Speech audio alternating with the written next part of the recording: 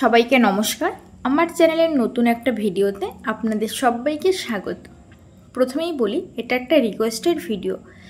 আমি এর আগে একটা ভিডিও বানিয়েছিলাম যেখানে আমি বলেছিলাম যে আপনারা সহবাসে মেডিসিন কিংবা ইনজেকশন ইউজ না করে কন্ডোম ইউজ করুন, যেটা পুরোপুরি নিরাপদ আমাদের ভবিষ্যৎ প্রজন্মের জন্য। কারণ আপনি যদি দিনের পর দিন মেডিসিন ইউজ করেন তাহলে কিন্তু আপনার প্রেগনেন্সি মিসক্যারেজ হতে পারে বা প্রেগনেন্সি টোটালি বন্ধ হয়ে যেতে পারে।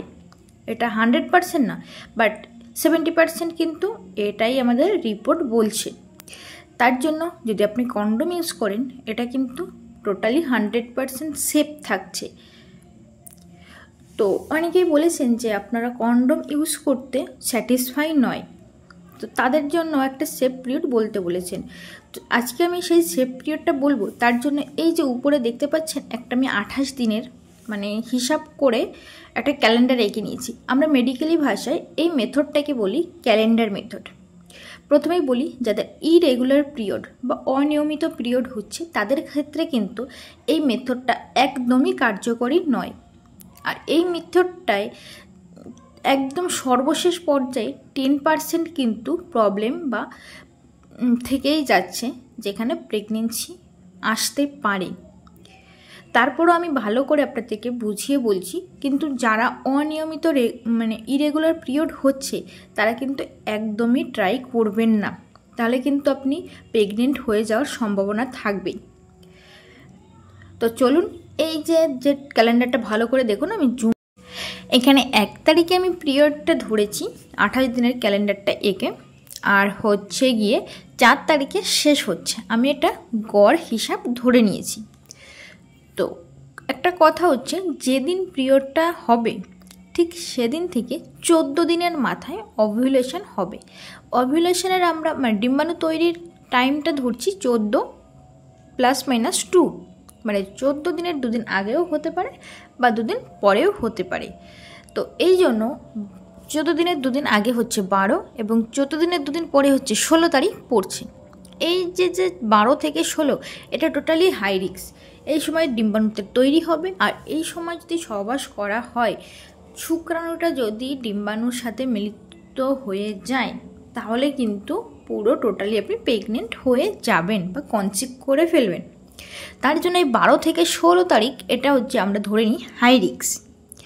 তারপর হচ্ছে যে আপনার 1 তারিখে পিরিয়ড শুরু হয়েছে, 4 তারিখে শেষ হয়েছে, বাট অনেকের 5 তারিখ শেষ হয়, অনেকের 7 তারিখে শেষ হয়, 7 দিন 5 দিন 4 দিন যাই হোক না কেন, আমি এখানে হিসাব করেছি 4 দিন ধরে, আর একটা গড় হিসাব ধরেছি। এইবার যে 10 তারিখ থেকে আমি যে দাগটা দিয়েছি, এই দাগটা দেওয়ার কারণ হচ্ছে শুক্রাণু জীবনকাল হচ্ছে 24 থেকে 48 ঘন্টা। একটা শুক্রাণু 24 থেকে 48 ঘন্টা জীবিত থাকতে পারে। এই 24 থেকে 48 ঘন্টায় শুক্রাণুর পাশে শুক্রাণুর কাছাকাছি যদি কোনো ডিম্বাণু চলে আসে, সেখানেও কিন্তু আবার জাইগোট তৈরি হতে পারে। তো তার জন্য 10 তারিখে যদি কেউ সহবাস করেন, আপনি বলতেই পারেন যে দিদিভাই আপনি বলেছেন 12 থেকে 16 হাই রিস্ক, তাহলে তারপরে কি আছে?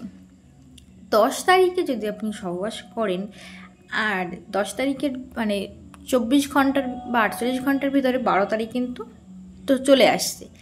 এইবার হচ্ছে যেহেতু চলে আসছে, কারোর 12 তারিখে ডিম্বাণুটা তৈরি হলো, তখন কি হবে? সেখানে প্রেগনেন্সি হয়ে যাবে। তো ঠিক 2 দিন আগে এবং 2 দিন পরে আমি দাগ দিয়ে দিয়েছি। কারণ দেখুন, 16 তারিখে যদি কারোর ডিম্বাণুটা তৈরি হয়, এবার ডিম্বাণুর জীবনকাল হচ্ছে 24 ঘন্টা পর্যন্ত, 12 থেকে 24 ঘন্টা। তো 16 তারিখে যদি করে থাকি কেউ সহবাস, তো সেখানে 17 তারিখ 18 তারিখের ভিতরে কিন্তু আপনার 24 ঘন্টার ভিতরে চলে আসছে। এখানে এই 10 তারিখ থেকে 12 তারিখ এবং 16 তারিখ থেকে 18 তারিখ পর্যন্ত একটা মিডিয়াম রিস্ক, বাট রিস্ক আছে এখানেও। কারণ যেহেতু শুক্রাণুর জীবনকাল 24 ঘন্টা থেকে 48 ঘন্টা এবং ডিম্বাণুর জীবনকাল হচ্ছে 12 থেকে 24 ঘন্টা, সেই কারণে 10 থেকে 18 তারিখ পর্যন্ত এখানেও কিন্তু আপনি করতে পারছেন না। তারপরে গিয়ে আবার গভর্নমেন্ট বলছে যে না, আরও 2 দিন ছেড়ে দিতে হবে, আরও 2 দিন বেশি আটকে রাখতে হবে। তার জন্য কি করছে, 7 তারিখ থেকে আপনি যেদিন পিরিয়ডটা হচ্ছে সেদিনের 7 দিন বাদে থেকে আপনাকে কিন্তু বন্ধ রাখতে হবে। এবার 2 দিন আগে দিয়েছে এবং এখানেও 2 দিন পিছিয়ে দিয়েছে। তাহলে কি হচ্ছে, 2 দিন পিছিয়ে দিলে সেই 21 তারিখ পর্যন্ত চলে যাচ্ছে। তাহলে 7 থেকে 21 টোটালি বন্ধ, কোনো সহবাস করা যাবে না বা ইন্টারকোর্স করা যাবে না। তাহলে বাকি থাকলো কয় দিন? বাকি থাকলো 5 তারিখ আর 6 তারিখ, এখানে আছে 2 দিন। আর এপাশে 21 তারিখ থেকে 28 তারিখ, মানে এপাশে আছে 7 দিন। তাহলে মোদ্দা কথা হলো, যেদিন থেকে পিরিয়ডটা শুরু হচ্ছে বা মাসিকটা শুরু হচ্ছে ঠিক সেদিন থেকে 7 দিন, এবং যেদিন পিরিয়ডটা বা মাসিকটা শুরু হচ্ছে তার পিছনে মানে আগে 7 দিন সেভ আছে। তারপরে এখানেও কিন্তু 10% রিস্ক থেকে যায়।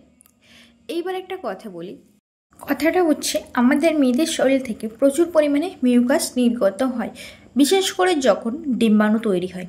এবার বলি, মিউকাস আর হোয়াইট ডিসচার্জ দুটো কিন্তু আলাদা জিনিস। মিউকাসটা দেখতে পুরো স্বচ্ছ কাচের মতো এবং হোয়াইট ডিসচার্জটা হচ্ছে একটু ধূসর বর্ণের ঘোলাটে ঘোলাটে। তো এটা নিয়ে আমি একটা ডিটেলসে ভিডিও আপলোড করে দেবো, সেখান থেকে আপনারা মিউকাস এবং হোয়াইট ডিসচার্জের পার্থক্যগুলো দেখে নিতে পারবেন খুব সহজে। আর হচ্ছে মিউকাসটা যখন প্রচুর পরিমাণে নির্গত হচ্ছে মানে ডিম্বাণু তৈরি হওয়ার সময় চলে এসছে। তাই আপনার যে সহধর্মিণী আছে বা আপনার যে স্ত্রী হোক বা ওয়াইফ হোক, যে যেটাই বলে থাকুন না কেন, তো তাকে বলবেন সহবাস করার আগে একটু চেক করে নিতে ভ্যাজাইনায় হাত দিয়ে। তো হাত দিয়ে মিউকাসটা যখন হাতে লেগে যাবে তখন এভাবে টেনে টেনে দেখবেন। যদি এভাবে লম্বা চুইনগামের মতো বা রাবারের মতো বড় হয়ে যায় তাহলে বুঝবেন যে ডিম্বাণু তৈরি হওয়ার সময় এখন আছে, মানে হাই রিস্ক এটা। এবং যদি এভাবে টান দেওয়ার আগে ছিঁড়ে যায়, যে বেশি বড় হচ্ছে না, তাহলে বুঝবেন একটা মিডিয়াম স্টেজে আছে, আপনি সহবাস করতে পারেন, কিন্তু তাও একটু সেফভাবে করবেন, একটু প্রোটেকশান ইউজ করার চেষ্টা করবেন।